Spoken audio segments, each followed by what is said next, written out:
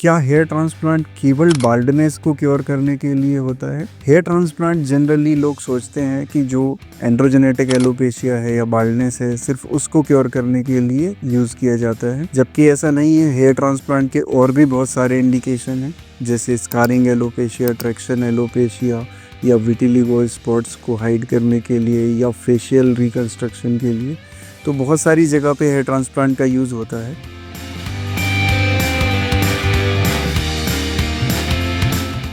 मैं doctor Ankit Kumar Jain, dermatologist and hair transplant surgeon. आज आपको मैं हेयर ट्रांसप्लांट के अदर इंडिकेशंस के बारे में बताऊंगा जो लोगों को शायद पता नहीं होते हैं या उनके नॉलेज में नहीं आते हैं। तो आज हम इसको डिटेल में डिस्कस करने वाले हैं, तो इस वीडियो को आप पूरा देखना। सबसे पहले जो hair transplant other than baldness use होता है वो स्कारिंग एलोपेशिया में होता है। स्कारिंग एलोपेशिया क्या होता है? स्कारिंग एलोपेशिया एक कंडीशन होती है जहाँ पे हमें हेयर फॉलिकल लॉस के साथ साथ वहाँ स्कार बनने लगते हैं। मतलब वहाँ पे टोटल जो फॉलिकल्स हैं वो एट्रोफिक हो जाते हैं, स्किन एट्रोफी हो जाती है, जिससे वहाँ पे हेयर फॉलिकल को सपोर्ट करने के लिए स्किन भी डैमेज होती है और फॉलिकल भी कम्प्लीटली लॉस हो जाता है, जिस कारण से हमारे सिर पे छोटे छोटे पैच बन सकते हैं जहाँ परमानेंट हेयर लॉस हो जाता है, या पूरे सिर से ही बाल कंप्लीट लॉस हो सकते हैं। Scarring alopecia other body parts पे भी हो सकता है, जैसे कि आपके बियर्ड में स्कारिंग हो जाए और उस कारण से वहाँ हेयर लॉस हो जाए। ये बीमारियों से भी होता है, जैसे lichen planopilaris, dissecting cellulitis and folliculitis decalvans जैसी बीमारियों से भी हो सकता है, या फिर ये ट्रोमेटिक भी हो सकता है, बर्न के थ्रू भी हो सकता है। तो इन अलग अलग ट्रॉमा से भी स्कार बन सकते हैं और वहाँ हेयर लॉस हो सकता है। तो इन सारी कंडीशन में अगर आपकी स्किन इतनी वायबल है कि वो हेयर को सपोर्ट कर सके, तो वहाँ हेयर ट्रांसप्लांट सर्जरी के थ्रू उस पैच पे बाल लाए जा सकते हैं। बीमारियों के थ्रू होने वाले स्कारिंग एलोपेशिया में अगर हम मेडिसिन से उस बीमारी को स्टेबल करते हैं, साथ में ट्रांसप्लांट प्रोसेस करते हैं, तो वहाँ पे ट्रांसप्लांट सक्सेस हो जाता है। सेकंड नंबर पे जो आता है वो है traction alopecia. Traction alopecia condition होती है जहाँ पे कंटिन्यूस ट्रैक्शन के कारण किसी एक पर्टिकुलर हिस्से से हेयर फॉलिकल धीरे धीरे करके लॉस होने लग जाए और परमानेंट वहाँ पे लॉस हो जाए। जैसे कि फीमेल्स अगर जो बहुत टाइट अपना चोटी बांधते हैं, या सिख कम्युनिटी में भी होता है, फ्रंट में कई बार होता है कि ज़्यादा टाइट उसको बांध के रखने से वहाँ पे हेयर फॉलिकल धीरे धीरे कम होने लगते हैं, तो उनका माथा फिर धीरे धीरे ब्रॉड दिखने लगता है।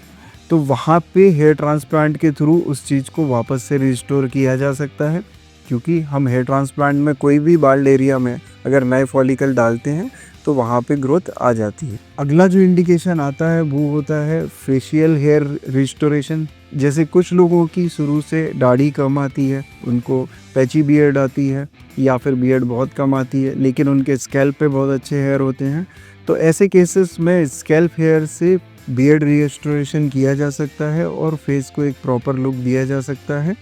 ये भी एक इंडिकेशन होता है जो बाल्डनेस के अलावा आपके फेस के एक अपीयरेंस को इम्प्रूव करने के लिए हेयर ट्रांसप्लांट के थ्रू यूज़ होता है। अगला इंडिकेशन होता है आईब्रो ट्रांसप्लांट। कुछ लोगों में किसी बीमारी के कारण धीरे धीरे आईब्रो कम हो जाते हैं, या कुछ लोगों में बाई बर्थ ही उनकी आईब्रो पूरी तरह डेवलप नहीं होती है, या मीडियल पार्ट में या लेटरल पार्ट में वहाँ काफ़ी थिन रह जाती है, जिस कारण से वो एक प्रॉपर शेप नहीं लेती है। तो इस तरह के केस में भी हेयर ट्रांसप्लांट के थ्रू आईब्रो का एक प्रॉपर शेप बनाया जा सकता है, जिससे फेस का जो लुक होता है एस्थेटिकली और बेटर हो जाता है। तो यहाँ भी हेयर ट्रांसप्लांट को यूज़ किया जा सकता है। अगला इंडिकेशन होता है विटिलिगो या सफ़ेद दाग की बीमारी। कई बार हमारी शरीर में कुछ ऐसी जगह पे सफ़ेद दाग होता है जो कि एक्सपोज साइट होती है, जो विजिबल होता है और हम चाहते हैं कि वो ना दिखे। तो अगर वो हेयरी एरिया पे है तो वहाँ पे हेयर ट्रांसप्लांट किया जा सकता है, और वहाँ पे हेयर ग्रोथ आने के कारण वो वहाँ पे काफ़ी हद तक इस चीज़ को कैमोफ्लेज कर देगा। और जो हेयर फॉलिकल होते हैं उनमें मेलानिन सेल्स होते हैं, तो जब हम उनको वाइट पैच पे ट्रांसप्लांट करते हैं तो वहाँ पे वो स्किन कलर को भी काफ़ी हद तक रिस्टोर कर देते हैं। कई केसेस में तो पूरी तरह से वो वाइट पैच ख़त्म हो जाता है। इसके अलावा जो नेक्स्ट होता है वो होता है ट्रांसजेंडर्स में। ट्रांसजेंडर्स जनरली जैसे कि अपना जो जेंडर है वो चेंज करने के लिए डिफरेंट सर्जरीज़ में भी जाते हैं। तो कई बार ऐसा होता है कि कुछ पेशेंट्स को सर्जरी के बाद वहाँ पे किसी पर्टिकुलर एरिया में आपको हेयर रिस्टोरेशन की नीड पड़ती है कि वो नॉन हेयरी आपको वहाँ हेयरी एरिया बनाना है, तो वहाँ पे भी हेयर ट्रांसप्लांट को यूज़ किया जा सकता है।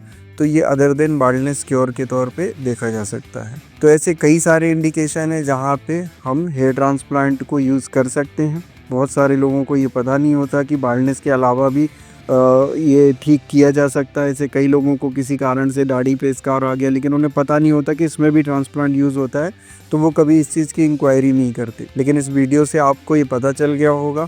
तो अगर आपको ऐसी कोई प्रॉब्लम आ रही है तो आप एक बार अपने डॉक्टर से या हेयर ट्रांसप्लांट सर्जन से ज़रूर ये डिस्कस करें कि क्या यहाँ पे ट्रांसप्लांट के थ्रू हेयर लाए जा सकते हैं। वो आपको ज़रूर मदद करेंगे। अगर आपको आपके नियर बाई कोई मदद नहीं मिल पा रही है तो हमारे नंबर पे कांटेक्ट करके आप हमारे यहाँ इंक्वायरी कर सकते हो। आपको जो भी एक्यूरेट जानकारी है वो दी जाएगी, और अगर आपके लिए हेयर ट्रांसप्लांट पॉसिबल है तो वो परफॉर्म करके आपके लुक को इम्प्रूव किया जाएगा।